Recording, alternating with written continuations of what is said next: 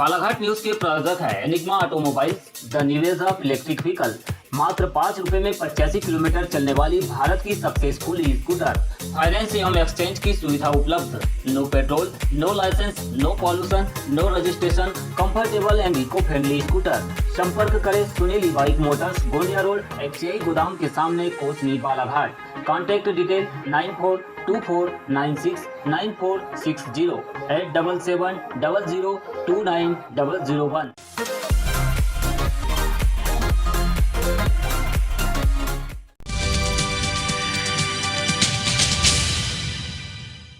केंद्रीय इस्पात राज्य मंत्री फग्गन सिंह कुलस्ते और मध्य प्रदेश शासन के ऊर्जा मंत्री प्रद्युम्न सिंह तोमर के बालाघाट आगमन पर राज्य मंत्री एवं जल संसाधन मंत्री रामकिशोर कावरे एवं बालाघाट विधायक गौरीशंकर बिसेन ने सर्किट हाउस में उनका आत्मीय स्वागत किया और सौजन्य भेंट की। इस अवसर पर भाजपा जिला अध्यक्ष रमेश भटेरे और भाजपा नेत्री लता एलकर भी मौजूद रही, जहां उनके द्वारा जिले से संबंधित विभिन्न विषयों पर सर्किट हाउस में चर्चा की गई।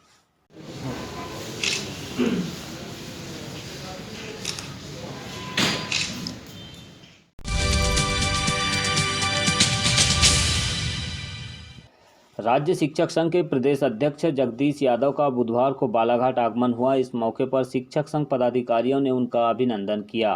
तत्पश्चात एमएलवी स्कूल में जिला शिक्षक संघ की ओर से आयोजित संगठन की बैठक भी आहूत हुई।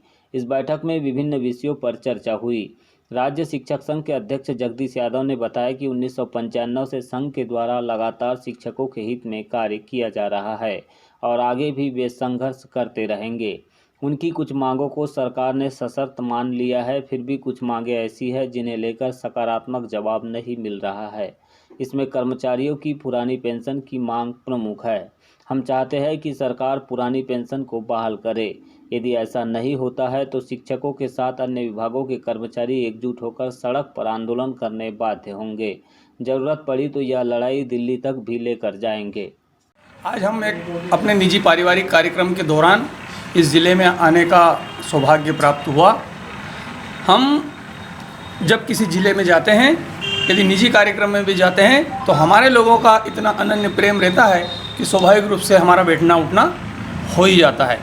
लेकिन फिर भी संगठन को चलाने की दिशा में, संगठन के लोगों को काम देने के लिए और संगठन को ऊर्जावान रखने के लिए आज हम चर्चा कर रहे हैं।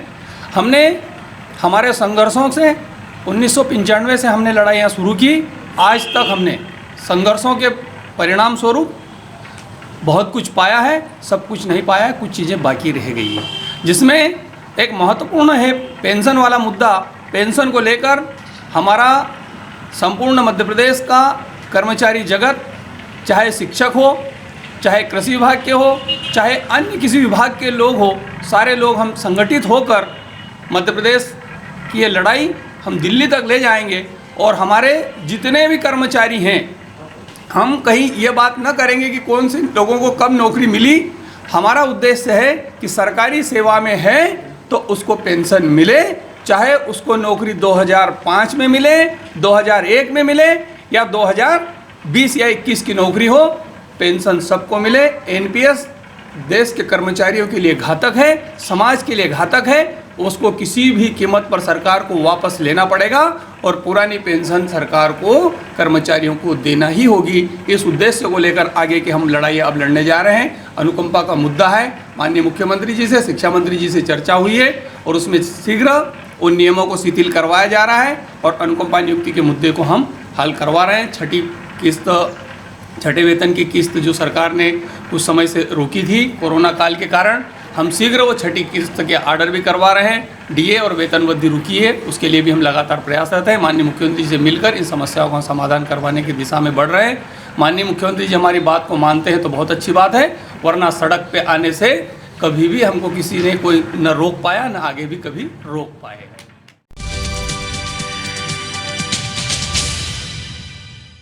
वन परिक्षेत्र पूर्वलांजी अंतर्गत पदस्थ वन रक्षक और डिप्टी रेंजर तक के कर्मचारी कई वर्षों से एक ही स्थान पर पदस्थ होने और स्थानीय होने के कारण उनका वन अपराधों पर नियंत्रण भी नहीं है। पूर्वलांजी क्षेत्र में वर्षों पुराने अतिक्रमण में भी इन्हीं कर्मचारियों के रिश्तेदार और घरवालों ने बेजा कब्जा कर रखा है। उनके द्वारा अवैध कटाई भी समय समय पर की जाती है, जिसका विरोध और संज्ञान वन परिक्षेत्र अधिकारी लांजी के द्वारा लिए जाने पर अब इन वन कर्मियों के द्वारा परिक्षेत्र अधिकारी के विरुद्ध ही झूठा और बिना तथ्यों पर आधारित ज्ञापन सौंपा गया है। इसी को लेकर 26 नवंबर को बालाघाट प्रांत के सभी रेंजरों ने वन मंडलाधिकारी दक्षिण बालाघाट को ज्ञापन सौंपा और पीड़ित रेंजर ने अपना प्रतिवेदन भी प्रस्तुत किया, जिस पर आज दिनांक तक कोई कार्यवाही नहीं हुई है और संबंधित वन परिक्षेत्र अधिकारी अब भी असहाय महसूस कर रहे हैं।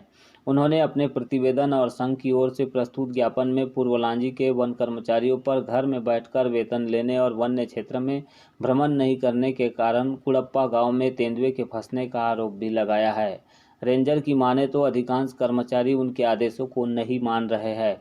वही ऐसी विषम परिस्थिति में भी वन विभाग के वरिष्ठ अधिकारी मौन बैठे हुए हैं, जिससे अनुमान लगाया जा रहा है कि पूर्व परिक्षेत्र लांजी के अंतर्गत आने वाले वनांचल इलाकों में भारी नुकसान के साथ बड़ी घटनाएं भी हो सकती है।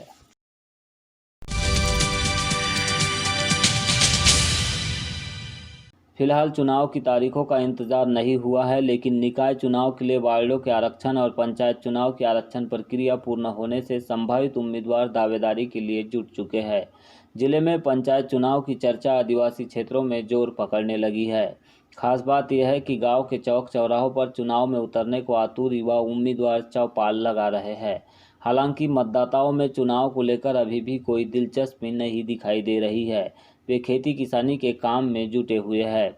आदिवासी क्षेत्र में अधिकांश रिजर्व सीटों पर सरपंच पति स्वयं चुनाव लड़ने वाले हैं, क्योंकि आरक्षण की वजह से वहां की सीटें पुरुषों के लिए रिजर्व हो चुकी है।